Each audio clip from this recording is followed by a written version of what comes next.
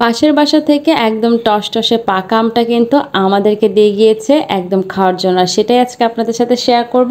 আর দেখতে থাকুন পুরো ভিডিও। হ্যালো এভরিওয়ান, আসসালামু আলাইকুম। নতুন একটি ব্লগ নিয়ে চলে আসছে আপনাদের মাঝে।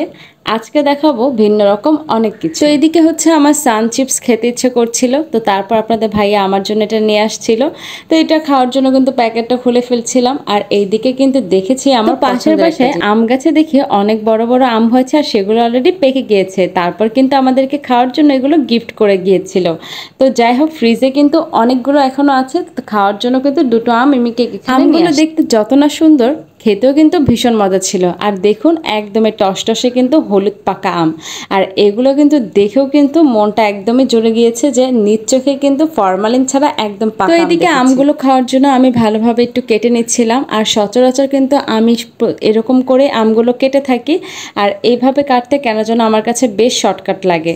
আর তার জন্য কিন্তু এভাবে কেটে একদম ফরমালিন ছাড়া ভিতরে আমটা দেখে বুঝতে পারছেন কতটা পিওর। আর এখনকার আম কিন্তু সবগুলোই ফরমালিন থাকে, খেতেও কিন্তু বেশাদ তেমন একটা মজাও লাগে না। একদম ফ্রেশ কেমিক্যাল মুক্ত আমগুলো কিন্তু দেখেও একদম মনটা জুড়ে যায়। আর এই তো খাওয়ার জন্য কিন্তু বসে পড়েছি, অলরেডি কেটে নিচ্ছি। আর আমগুলো দেখে বুঝতে পারছেন যে এটা কতটা মজা। আসলে দিন যাচ্ছে আর ফরমাল যুক্ত আর কেমিক্যাল যুক্ত খাবার কিন্তু সবকিছু বেড়ে যাচ্ছে। আর এইদিকে হচ্ছে একদম ফ্রেশ আম খাচ্ছি, আর দেখেও কিন্তু এইদিকে আমগুলো খেয়ে নিয়েছিলাম। আর এইদিকে হচ্ছে আমি আবারও সান চিপস গুলো খাচ্ছিলাম। আর সান চিপস কেনার জন্য আমার খুবই ভালো লাগে, আর এটা ছিল টমেটো ফ্লেভার।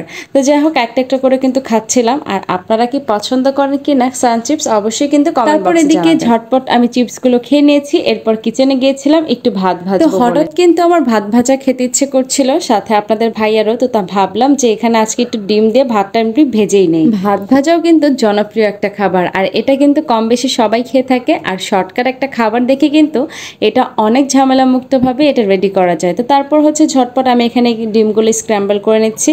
তারপর কিন্তু ভাতগুলো দিয়ে সুন্দর করে এটাকে ভেজে নিচ্ছি। ভাতগুলো আমি দিয়ে দিয়েছি, আর সাথে হচ্ছে এখন মশলাগুলো আমি অ্যাড করে দিয়েছি।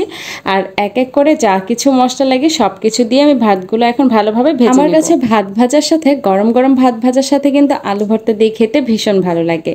তো তারপর এদিকে সুন্দর করে ভাতগুলো ভেজে নিচ্ছিলাম, সব কিছু হলুদ মশলা যা লাগে দিয়ে। এই তো সুন্দর একটা কালার কিন্তু চলে আসছে। যেহেতু ভাত ভাজা একদম সিম্পল একটা জিনিস, এটা সকালের নাস্তায় অথবা কিন্তু যে কোনো খাবারের সময় কিন্তু এটা খাওয়া যায়। আর এটা কিন্তু কোনো ব্যাপারই না। তো দেখতেই পাচ্ছেন একদমই ঝরঝরি কিন্তু এইদিকে দেখতেই পাচ্ছেন যে কতটা সুন্দর হয়েছে। তো যাই হোক, অনেকক্ষণ ধরেই কিন্তু এটা সেটা বলছিলাম।